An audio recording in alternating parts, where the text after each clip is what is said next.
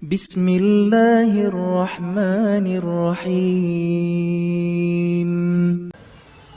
Pertanyaan pertama, Ustadz, sebagian orang mengatakan bahwa orang-orang pemerintah termasuk aparat TNI atau Polri, PNS disebut togut. Ada togut ikut pengajian sini?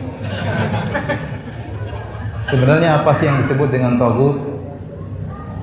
Dan benarkah yang disebutkan di atas merupakan togut? Itu togut ya, wa may yakfur bit togut, kata Allah, dan barang siapa yang kufur kepada togut. Ya, dan ayat-ayat dalam Al-Quran disebut tentang masalah togut. Togut secara bahasa jadi togo, yaitu melampaui batas.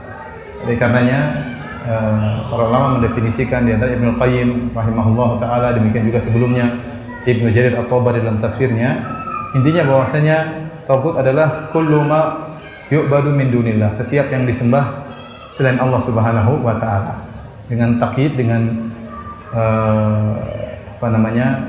dengan syarat wa huwa radin, dan dia ridho disembah selain Allah Subhanahu wa taala. Karena tidak semua yang disembah selain Allah itu tagut. Contohnya para nabi disembah. Ya, Nabi Isa disembah, ya. Orang-orang soleh disembah, ya. Tetapi mereka bukan tagut, ya. Para ulama menyebutkan di antara tagut seperti iblis. Jelas iblis adalah tagut, setan adalah tagut. Di antara tagut seperti dukun.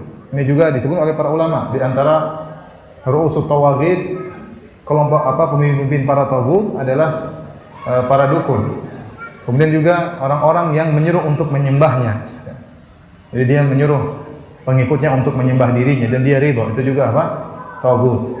Di antara juga para ulama menyebutkan tagut adalah yang berhukum dengan hukum selain Allah Subhanahu wa taala, ya, dan dia merasa bahwasanya hukum tersebut sama dengan hukum Allah, ya, atau bahkan boleh berhukum dengan pengganti hukum Allah Subhanahu wa taala, ya, maka itu juga dikatakan apa?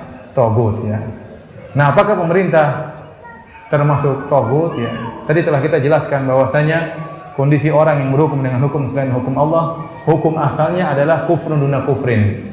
Ini adalah pendapat Ibnu Abbas. Kalau antum buka buku tafsir apapun, tafsir para salaf, dari tafsir Ibnu Jarir, tafsir Ibnu Katsir, tafsir Al-Baghawi, tafsir yang menyebutkan riwayatan dari para salaf, maka seluruh buku-buku tafsir tersebut menyebutkan wa man lam yahkum bima anzalallah fa ulaika humul kafirun. Barang siapa yang berhukum dengan selain hukum Allah, mereka adalah orang-orang kafir. Maka kata Ibnu Abbas, kufrun duna kufrin, itu kufur kecil.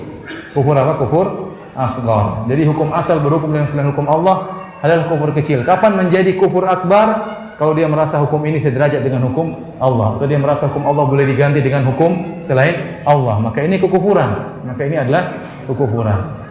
Maka tidak serta-merta orang yang berhukum dengan hukum selain Allah adalah kafir. Contoh, ada suatu hukum misalnya di Arab Saudi berdasarkan hukum Islam. Tahu-tahu ada raja baru diganti seluruhnya. Ini kemungkinan besar dia kafir. Kenapa dia sampai mengganti seluruh hukum apa? Hukum Allah. Tapi kalau suatu negara memang asalnya sudah hukum bukan hukum Allah, kemudian ada presiden melanjutkan, ya, kita tidak tahu, ya. Bisa jadi dia ingin menuju kebaikan, ya. Dia tidak tahu bagaimana hukum masalah ini, dan masih banyak kemungkinan sehingga tidak serta-merta kita ada orang berhukum dengan hukum selain Allah maka kemudian dikatakan kafir. Contoh sederhana, ya. Kalau kita mengatakan setiap yang berhukum dengan hukum selain Allah adalah kafir, maka kita akan mengkafirkan para demonstran yang kemarin demo. Mereka waktu demo, apa tuntutan mereka? Saudara-saudara kita waktu demo, tuntutannya adalah agar Ahok di penjara. Paham? Nah, Ahok di penjara itu hukum Islam atau hukum selain hukum Allah? Itu hukum Allah atau hukum selain hukum Allah? Berarti kan mereka sedang menuntut hukum selain hukum Allah. Berarti ini para demonstran sedang memperjuangkan kekufuran kalau begitu. Faham maksud saya? Maksudnya tidak semudah itu kita mengkafirkan orang. Ya. Kalau setiap orang berhukum dengan hukum selain Allah kafir, saya katakan semua demonstran itu kafir kalau begitu. Ya. Karena mereka sedang memperjuangkan hukum selain hukum Allah. Hukum Islam terhadap pencela Al-Quran tidak demikian. Ya. Faham maksud saya? Jadi bahkan sebagian seperti Syekh Utsaimin menjelaskan, ada orang bisa jadi, tadi sudah saya jelaskan, ada orang bisa jadi berhukum dengan hukum selain Allah, dia merubah tapi belum bisa menjadi hukum Allah, tapi dia merubah menuju yang lebih baik. Itu yang dia mampu dan dia dapat pahala. Ya, karena dia berusaha mengingkari kemungkaran dengan cara merubah kemungkaran yang lebih berat menjadi lebih ringan, ya. Kita kenal sebagian orang pemerintahan, Masya Allah, berusaha memperjuangkan hukum Allah. Tatkala ada yang berusaha menghalalkan undang-undang misalnya khamar, undang-undang zina, dia berusaha mempertahankan tidak boleh. Ya, tapi tentu tidak bisa menjadi hukum Islam secara total ya. Maka orang ini apa tidak ada nilainya di sisi Allah? Ada nilainya. Mereka telah berusaha. Tadi saya sudah jelaskan, Nabi Yusuf alaihissalam tidak bisa merubah hukum apa? Hukum raja Mesir. Makanya Allah mengatakan, "Wa laqad ja'akum Yusufu min qabl, famaziltum fi syakkin mimma ja'akum bih, hatta idza halaka qultum la yab'atsu min ba'dihi rasula." Sungguh telah datang kepada kalian Yusuf sebelumnya dan kalian senantiasa dalam keraguan sejak zaman Nabi Yusuf, terus ragu tentang yang dibawa oleh Nabi Yusuf. Jadi mereka senantiasa kafir sampai datang Nabi Musa alaihissalam, mereka terus dalam kekafiran. Jadi Nabi Yusuf tidak bisa merubah kerajaan Mesir tatkala itu. Makanya begitu Nabi Yusuf meninggal dunia, Bani Israel kemudian diintimidasi, ya dijadikan budak oleh raja-raja Mesir. Tapi dia masuk dalam pemerintahan atau tidak? Nabi Yusuf masuk dalam pemerintahan atau tidak? Masuk. Tidak bisa merubah. Tadi saya sudah sebutkan Raja Najasyi sudah jadi raja tidak bisa menerapkan hukum apa? Islam. Karena dia sudah kejebak dengan hukum bukan hukum Allah. Saya katakan beda kasusnya kalau ada orang menegakkan hukum Allah seperti Arab Saudi, tahu-tahu muncul raja baru dirubah semua. Ini mungkin kemungkinan orang ini kafir. Kenapa? Karena dia menganggap bisa merubah hukum apa? Allah Subhanahu wa taala. Tapi kalau melanjutkan ini lain ceritanya, ya. Lain ceritanya melanjutkan hukum. Yang pertama, hukum yang salah dia tinggal melanjutkan, dia berusaha perbaiki, dia merubah dan yang lainnya dan masih banyak syubhat. Makanya Rasulullah SAW jelas mengatakan illa antara kufran buahan, sampai kalian melihat kekufuran yang nyata. Rasulullah tidak hanya mengatakan kufran, tapi kufran buahan, kufur yang nyata. Oleh karena sebagian ulama seperti Syekh Muhammad bin Abdul Wahab rahimahullah mengatakan kami tidak mengkafirkan kecuali yang disepakati oleh para ulama. Oleh karenanya kami hanya mengkafirkan orang yang berbuat kesyirikan yang mempunyai khalal kesalahan dalam syahadatain. Adapun kami tidak mengkafirkan karena yang meninggalkan salat, kami tidak mengkafirkan karena yang meninggalkan zakat, yang meninggalkan haji, meninggalkan puasa. Ini disebut oleh Syekh Abdul Wahab. Kami tidak mengkafirkan orang yang meninggalkan rukun yang 4. Karena ini masih diperselisihkan, ya. Paham? Jadi maksudnya kufuran buahan itu kekufuran yang disepakati oleh para ulama, itu kekufuran dan nyata, bukan karena takwil. Saya sudah jelaskan tadi Imam Ahmad Raja Al-Ma'mun mengatakan Al-Quran itu makhluk. Bahkan dia menyuruh para ulama di zamannya untuk mengatakan Al-Quran itu makhluk kalau tidak dibunuh. Ini menyuruh kepada kekufuran, bahkan maksa. Tapi tidak dikafirkan oleh Imam Ahmad. Ya. Namun, jadi yang anehnya sebagian orang hanya membatasi togut kepada pemerintah. Seakan-akan pemerintah togut dan semua PNS itu apa? Togut. Makanya saya tadi tanya, apa ada togut yang ikut pengajian di sini? Pasti ada PNS yang ikut pengajian. Ya. Baik.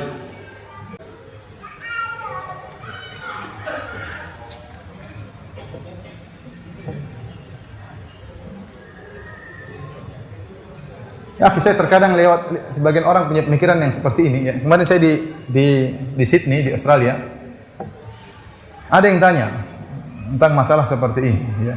Ustadz, kenapa masalah mirip-mirip seperti ini? Jadi masalah politik terkadang seorang masuk bukan pada bidangnya.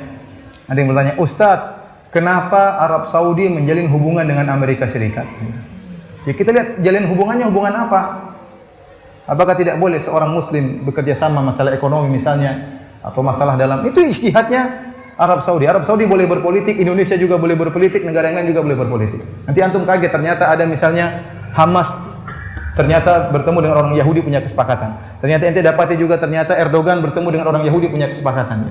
Macam-macam, mereka punya politik sendiri. Mereka punya politik sendiri, ya. Terus saya bilang, ya, antum ngurusi orang-orang Arab Saudi, punya hubungan diplomasi dengan orang Amerika Serikat. Ente ngapain tinggal di Australia? Ente tinggal di Australia ngapain? Bahkan terima gaji dari apa? Australia. Subhanallah. Jadi semut di pinggir lautan kelihatan, gajah di depan mata tidak apa? Kelihatan, ya. Jadi seperti itu. Subhanallah, kemudian mereka bikin fatwa-fatwa aneh. Saya ke sana saya tahu, subhanallah. Jadi ada di sana ulama, dianggap ulama, ya. Ngaku muridnya Syekh Albani rahimahullah, tapi pemikirannya aneh. Dia mengatakan orang kafir itu hartanya boleh diambil. Jadi boleh dibohongin. Sehingga di sana banyak orang-orang Islam. Jadi di sana di Australia, kalau ada orang yang janda dikasih tunjangan, setiap minggu dapat entah $400 atau $700. Tiap minggu dapat $700. Sehingga banyak orang-orang Islam istrinya pura-pura diceraikan supaya dapat apa? Tunjangan. Dan itu fatwa dari mereka, kata mereka harta orang kafir apa? halal. Subhanallah, sudah numpang di negara kafir, bohongin mereka lagi. Apakah para sahabat waktu numpang di Raja Najasyi, bohongin Raja Najasyi? Ya, subhanallah, fatwa aneh-aneh. Akhirnya nanti ada orang cadaran nyuri. Ya memalukan, tapi kenyataannya demikian. Mereka menganggap harta orang kafir itu apa? Halal. Ini bohongin. Dalam rangka untuk mengambil harta orang kafir tidak jadi masalah. Fatwa yang aneh-aneh.